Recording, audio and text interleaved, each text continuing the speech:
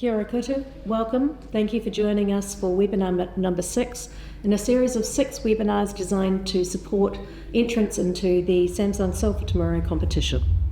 My name is Julie Baker, I'm the Head of Education here at Auckland's MOTAT, and I'm one of the competition judges, and I'm joined by Sarah Washbrook from TENZ, Technology Education New Zealand, who is also a competition judge. Sarah will lead us in a karakia. Maori ora kia a mātou, arahina mātou I a mātou mahi, ki me hia he huarahi mō te kaupapa o te mātaranga rangarau. A whina atu, a whina mai. Te po e here nei I a mātou, hui taiki. The whakatauki for today's webinar, Ihara takatoa, I takitahi, I toa takatini. My success should not be bestowed onto me alone, as it was not individual success, but success of a collective. Just acknowledging that the success is usually a result of collaborative effort and endeavour. The structure of today's webinar will follow a similar structure to previous webinars. We will provide some content on the topic of the webinar, and we will point you in the direction of other resources on that same topic. And then we'll look at the 2 assessment rubrics, firstly the junior category, what the judges are looking for, and then the senior assessment rubric and what the judges are looking for in that. So to start today's webinar, just a quick recap of the design thinking process and whereabouts in the process we're situated with this content. Previous webinars have worked through the initial stages around empathizing, defining, ideating, prototyping, and today's webinar focuses on the last 2 components here, testing and implementing. And just a reminder that this is not a linear process, it is iterative. You're going backwards and forwards and circling around throughout this process. So, testing your prototype. Why do we test your prototype? And it's simply to check that your product is suitable for your stakeholders and fit for purpose, both functionally and aesthetically. You need to revisit your design attributes. We've got some examples here of previous projects where they have done this very well. So first of all, our Beautify the Berms project from Harrison Maxwell in 2021. He sought to plant native fauna on berms to encourage bee populations, and this slide here shows the summary of the potential problems which the stakeholders had identified when asked for feedback on the proposed solution. So this list of issues ensured that the project owner took them into consideration in the project. Another example, Brooklyn Johns, Brooklyn's nighttime hero from 2021. He solved the problem of children losing their comfort toys in bed by designing a Velcro strap to hold the toy in place. And we really liked the clear statements of the problems they identified from their testing. Testing your prototype. There are lots of ways that you can engage with your stakeholders to test your ideas. Feedback forms and surveys are an obvious one. The example here from 2021 Beautify the Berms was a really clear example of how to get out there with a question to your stakeholders and get a lot of feedback in a very efficient way. So after an hour of a Facebook survey being out there, they had garnered 950 responses and comments, so very easy feedback for them to gather that way. Of course, the disadvantage of feedback forms and surveys is that they tend to be one shot and you're done. It's a one-way communication. It's, I've asked you a question, you've given me an answer, and that's it. You don't have the ability to be able to delve down into deeper data about why the stakeholders responded the way they did. Whereas other means of testing like focus groups, workshops and observations, they're a bit more labour intensive, but they do give you the ability to really talk to your stakeholders and to gain a deeper understanding of their responses.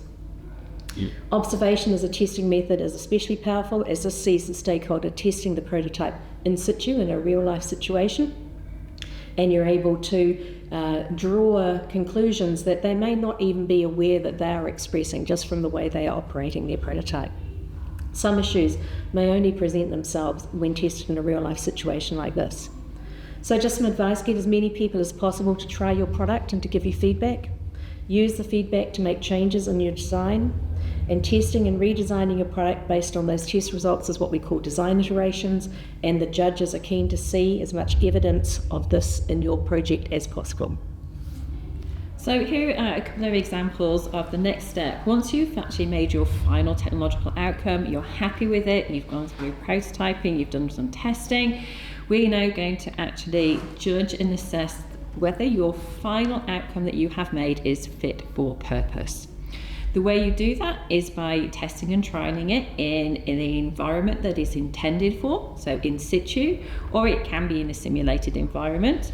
You are going back to your original end users, the people who you were designing for, and getting them to actually use the final outcome that you have made. You are also linking back to your brief and your attributes, and this is what makes it measurable. So you're using those attributes and those links, and that's what you're testing against. Yeah, so if you've stated that it's going to be soft and comfortable, you need to be able to get the feedback from your stakeholders to help you to make sure that that's what the outcome is. And were you successful with that?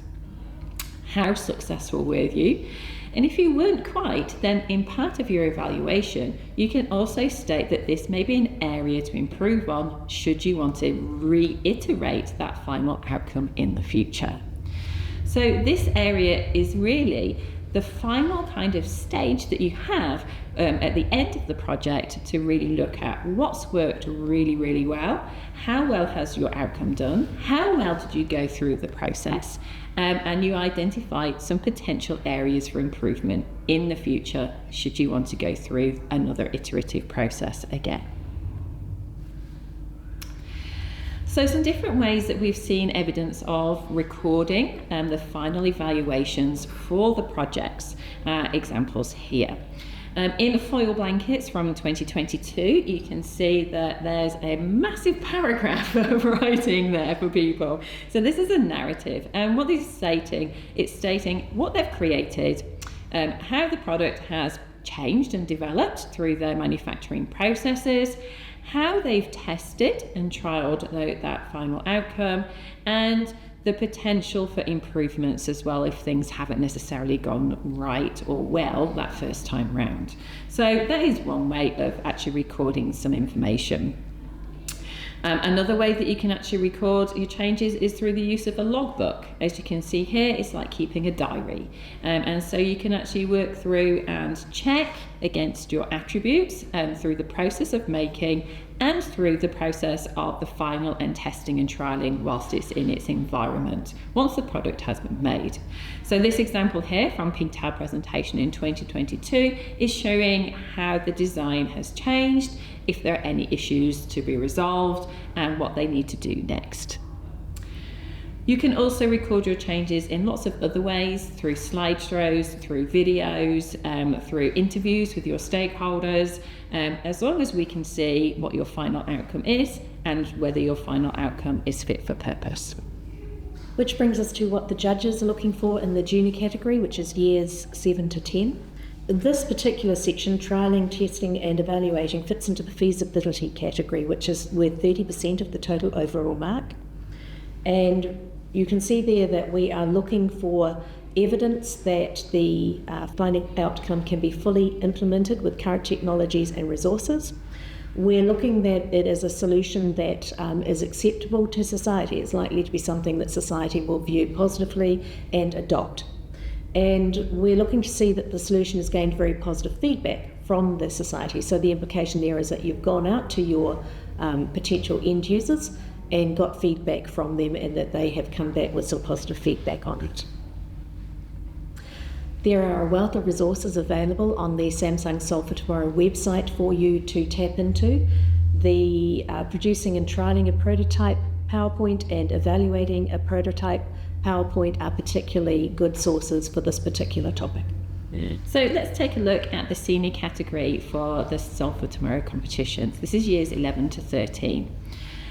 Some of the content that you've actually just listened to in the junior category can also help you in this category too.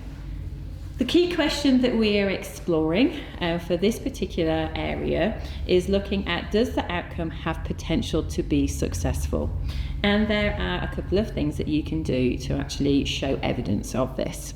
The first aspect is the testing and trialling of the final outcome that you have produced.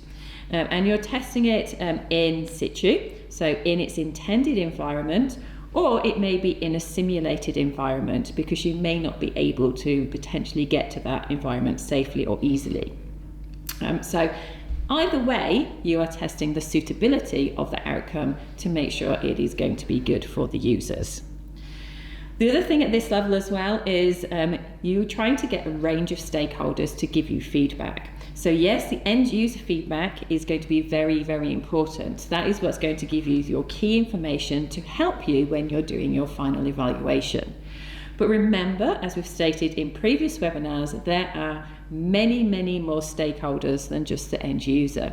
You may, for example, find that the product that you have made might actually suit and help other people in your community or other members of your family. So you can get feedback from them too. Or you may want to go back to some of the experts that you talked to before to get feedback from them. Do they think it is going to be a suitable solution? During the testing and trialing, you must always go back to your brief and your attributes or specification points and criteria that you have made previously. The reason for this is you need to make sure that your final outcome is fit for purpose. And if we're looking for fitness for purpose in its broadest sense, then you're looking at the whole life cycle of the product. So not just the product being used by the intended recipient, but also the process that's gone through to make it, how it's been designed, where the materials have come from, and what's going to happen at the end of that product life cycle. So we're looking at a much bigger picture when it comes to you evaluating and testing the final design. Once you have completed your testing and trialling of your final outcome in situ, in the actual environment in where it's going to be used, you're going to use the information and the data that you have gathered and the feedback from your stakeholders to help you to write your final evaluation of the technological outcome. To do this, you need to link back to your original need and the attributes and specification points. You can now clearly go through each point in the specification and state whether your product is successful. Is it fit for purpose? Does it solve the problem? Or does it complete everything that you need to be successful in the final outcome for that need or opportunity? Discussion here about the outcomes fitness for purpose will help you to actually evaluate the final outcome too. Another area that you can also include in the final evaluation is making sure that you have your stakeholder feedback clearly represented. Remembering that it's not just end user feedback here, it could be feedback from a wider community. The final aspect of an evaluation is looking at the potential future improvements. So you may have identified by going through this evaluation and gathering feedback, there are some specification points which may not quite have been successful as you would like to. And so in this case, this is your opportunity to identify what wasn't quite so successful and what you would do differently in the future. You're thinking ahead. Right, let's have a look at some examples of evaluation in some of the previous projects that we've received. Starting with Mount Richmond Special School, the Kitchen Knives project. Very beautifully listed there, a list of modifications that they have identified that they would make to their final product if they were going to go through another iterative process. Very easy for us to see that they have done some evaluation of that final outcome. Howick College, the non-invasive diabetes device from 2022. We've chosen this example because it's a very mathematical representation of what they did with their testing process. So they took their device out to Diabetes New Zealand, and they had, I think it was around 40 people, test their blood sugar levels using a traditional method and then using their method. And by that they were able to then gather the data, compare the data and do a correlation analysis and a scatter plot. Really good solid maths in there.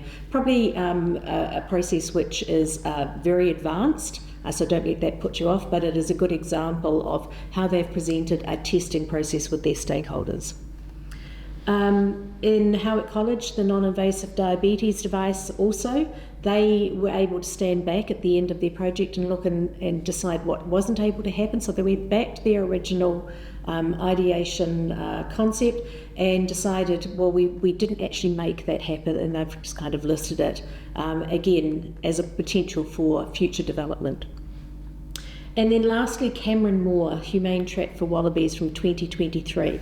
So Cameron, he sought evaluation from a wide range of community stakeholders, including the Bay of Plenty Regional Council and Timberlands New Zealand, who manage the Kaingaroa Forest Estate. So going bit very broadly, not just the end user, but gathering feedback from all of that wide community of stakeholders and using that to evaluate your final outcome. So where does this fit when we're looking at the scoring rubric for the competition? Well, actually, this is for the last question, the last key question actually in the rubric itself. Does the outcome have potential to be successful? And you can see clearly there's 10% for feasibility and there's 10% for the evaluation. Feasibility is demonstrated through the testing and trialling of the outcome against the brief in situ or in a simulated environment, resulting in a wide range of stakeholder feedback. So that is obviously the testing and trialling stage of your final outcome that you have made. That data then obviously feeds into the final evaluation. And as judges, we are looking for substantial evidence of analysis for fulfillment of the brief and identification of potential improvements. If you would like to access these slides, you can do so by clicking on the bit.ly link or going through the QR code. All of the webinars in the previous series are actually recorded and they are hosted on the Samsung Solve for Tomorrow website and the TENZ YouTube channel. And we will finish this webinar today with our final karakia. Ki amato katoa, kua mutu mato I amato mahi, I amato ko papafoki. Arahi na mato, kia koe, mato I amato he papa, kia whakatapua, mata ki ngā kaupapa, me ngā mea e whakapono. Manakitia mai mātou. Kia ora.